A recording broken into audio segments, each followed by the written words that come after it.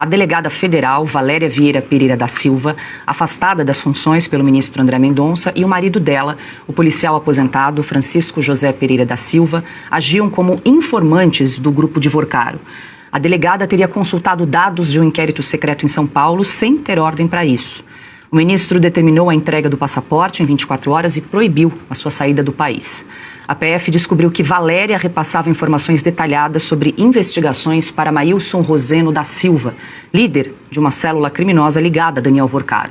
O marido da delegada servia de intermediador no esquema para esconder a participação da servidora pública. Marcília, a gente traz um pouquinho dos detalhes aí dessa delegada federal que agora foi afastada das funções, inclusive proibida de entrar na Polícia Federal, né? Porque descobriu-se que ela agia ali trazendo informações privilegiadas, secretas, sigilosas para Daniel Vorcaro. Ainda não foi apontado se ela recebia ali valores para trazer essas informações privilegiadas para o ex-banqueiro, Marcília, mas talvez apareça aí mais para frente. Ô Paula, e isso explica por que é importante que a Polícia Federal, nesse caso, trabalhe com a imprensa, ou jogue informações para a imprensa. Porque você tem dentro da própria polícia, dentro da própria, do próprio judiciário, pessoas interessadíssimas em não ver os esclarecimentos serem feitos. Nós temos ministros do STF jogando contra. Tem uma ala podre dentro do STF querendo que nada disso seja esclarecido, até porque se for, talvez eles saiam algemados.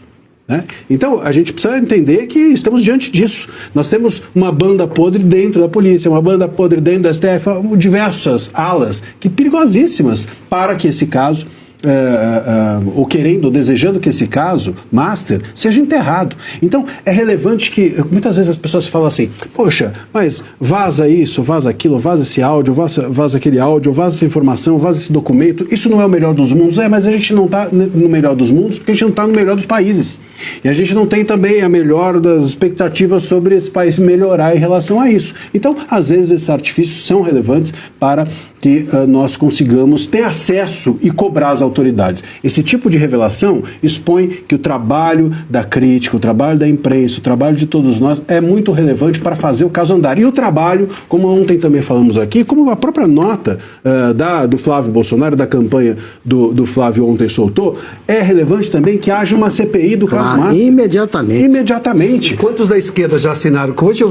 Hoje eu vi, perdão, Marcília, hoje eu vi um post do senador que foi presidente da CPI do INSS, perdão, Carlos Viana, dizendo o seguinte, olha, não tem nenhum nome da esquerda ainda que assinou a CPI, e está aberta. Então eles ficam dizendo publicamente, precisamos de CPI agora, mas não assinam a CPI. Cadê o não assinaram nenhuma recentemente. Cadê o Lindeberg, o parlamentar porta de cadeia, como eu gosto de chamá-lo, que está pedindo prisão do Flávio Bolsonaro, não sei o quê? Por que ele não vai lá e assina ou força que os seus colegas assinem a CPI do Master? Por que a gente não põe isso sob total transparência? Porque aí alguém diz assim, não, mas a CPI do Master, ela não vai dar em nada. A CPI não serve para dar em algo. A CPI serve, a gente assistiu a isso na CPMI do INSS. A CPI do Master, ela não serviria para chegar ao lugar perfeito. Quem vai chegar ao lugar da investigação e da punição é a polícia e o judiciário.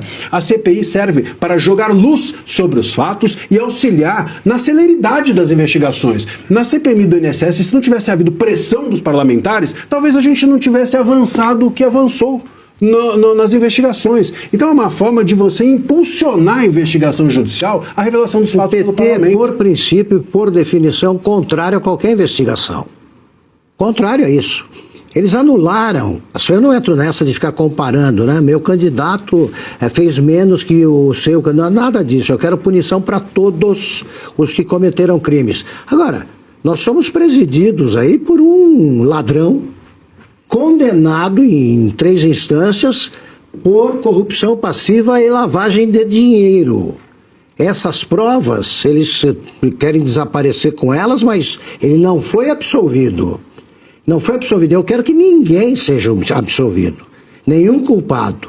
Agora vem o PT falar com essa pose de justiceiro quando não assina nenhum pedido de CPI que possa... Aliás, todos os escândalos dão no PT. Sim. Não tem nenhum que ele fique fora. Tanto que ele fez de tudo já tá também. Fez de tudo para enterrar a CPI do INSS também. É isso aí. E eles fingem virtude agora, o que não dá, e obviamente ninguém é contra, muito pelo contrário, nós estamos dizendo exatamente o oposto, que tudo precisa ser investigado. Agora, o governo do PT, Lula, fingirem virtude, os petistas fingirem virtude, com essa ficha corrida que eu li há pouco aqui, de escândalos em todos os governos deles, aliás, os maiores da história do país, não dá para fingir virtude. Nós queremos uma apuração de tudo e de todos. Por isso que o Augusto mencionou de novo aqui, ontem eu mencionava. Eu acho que o ministro André Mendonça precisa levantar sigilo do que já pode ser divulgado. É isso aí. O ano é muito delicado. Não dá para chegar com a investigação completa daqui a 4 anos. Não, nós temos um momento político e o momento político precisa ser respeitado porque as pessoas vão escolher um presidente em outubro. Hoje ele compartilhou a decisão, ele já tem retirado boa parte do sigilo, inclusive quando o Dias Toffoli impôs aquele sigilo total e absoluto, o André Mendonça já veio e minimizou um pouco, mas é possível que outros documentos precisem vir à tona. É bem lembrado, o Dias Toffoli, que foi advogado-geral da União no governo Lula, que é amigo do Lula, cria do Lula, entrou para atrapalhar o julgamento do Mensalão. Esse cara tentou, ele foi criminoso no Supremo ao lidar com o caso.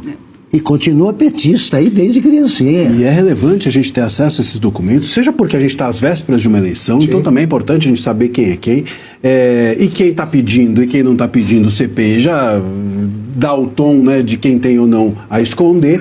Então, assim, aliás, é incrível porque a gente estava, até ontem, o próprio PT dizia assim, não, mas o PL não está pedindo a CPI do Master, agora o PL está pedindo a CPI do Master, qual é a desculpa?